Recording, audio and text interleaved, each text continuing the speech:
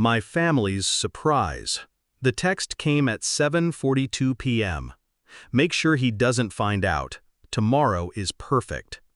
I wasn't supposed to see it. Wrong phone, wrong moment.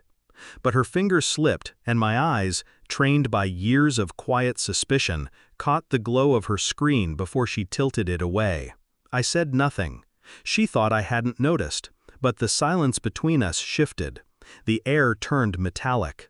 Later that night, she kissed me with lips that already belonged to someone else. Her smile was too polished. Her eyes darted when I spoke. That was when I began listening, really listening. The low voices in the kitchen when she thought I was asleep. The rushed calls cut short when I entered the room. The careless whisper of my sister's laughter when she said, "He'll never know." And then, the word. Party. A surprise. I should have felt curiosity. Instead, I felt the ground beneath me give way. The whispers weren't for me. The candles, the secrecy, the excitement, none of it carried my name. No, it was for her, for the man she was meeting in shadows. At first, I wanted to dismiss it, tell myself the paranoia was a trick of a tired mind. But lies have a rhythm, and once you hear the pattern, you can't unhear it. My mother asked me if I was excited for tomorrow. My brother clapped me on the shoulder, grinning too wide. Even my daughter slipped, whispering, "She's going to be so happy." Happy. Not me, not us. Her. I tested their words, prodded them gently. They grew nervous, evasive. No one looked me in the eye. They thought they were keeping a gift wrapped, but the wrapping paper was transparent. That night, I studied her phone while she slept. Contacts renamed. Numbers hidden under false names. A calendar entry marked with a single letter, M.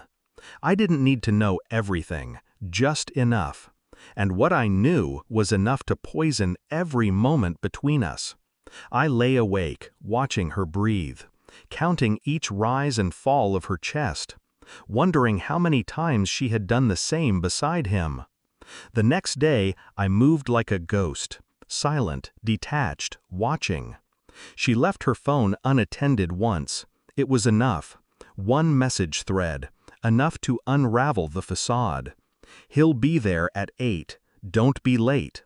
This is for you." Every word cut clean, precise, like a surgeon carving through flesh. I smiled when she looked at me, told her I was tired. She believed me. She always believed me.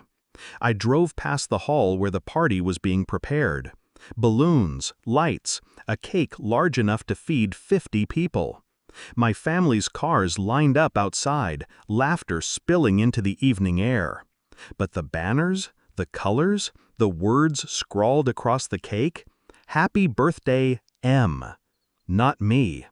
The pieces aligned. He wasn't a stranger. He wasn't distant. He was close. Too close. A friend of mine. A man I had trusted inside my home. I felt no rage, only precision. The clean snap of logic falling into place. So I waited, quietly. The kind of waiting that sharpens you, that turns patience into a blade. The evidence came easily after that. Screenshots, dates, photos tucked away in a hidden folder. She hadn't been careful. She hadn't needed to be, because I had never questioned her before. Now I questioned everything. At 7:59 p.m., I entered the hall. My family erupted into cheers, voices raised, hands clapping, until they saw me. The room faltered. Confusion spread like fire through dry grass. I walked to the cake, read the name out loud. M. Silence. I turned to her. She froze, the color draining from her face. He stood beside her, his hand brushing hers before he realized too late what it meant. I asked one question, simple, measured. How long?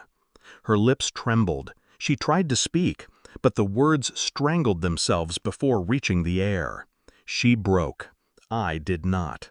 I didn't yell, didn't strike. I didn't need to.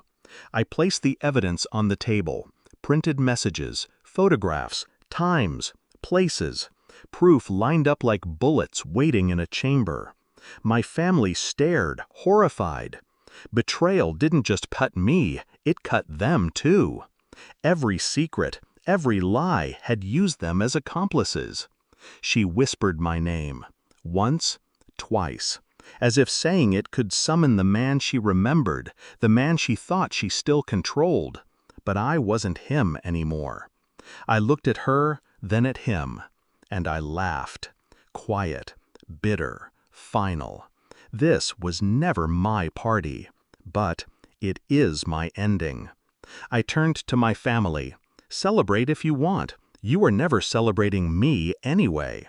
And I walked out, left them in the wreckage of their own making. The night air was clean, cold.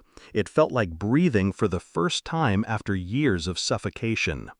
Behind me, I could hear the muffled chaos, the sobbing, the shouting, the shame spilling across the room. None of it touched me. For the first time, I was untethered. Empty, yes, but emptiness can be freedom. I thought of the candles they had lit, the ones meant for him.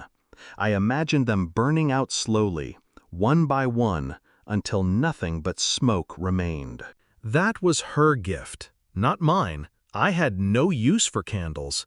I carried only the darkness and the clarity it gave me. And as I walked away, I realized something sharper than any pain. She would live with the ashes. I would not.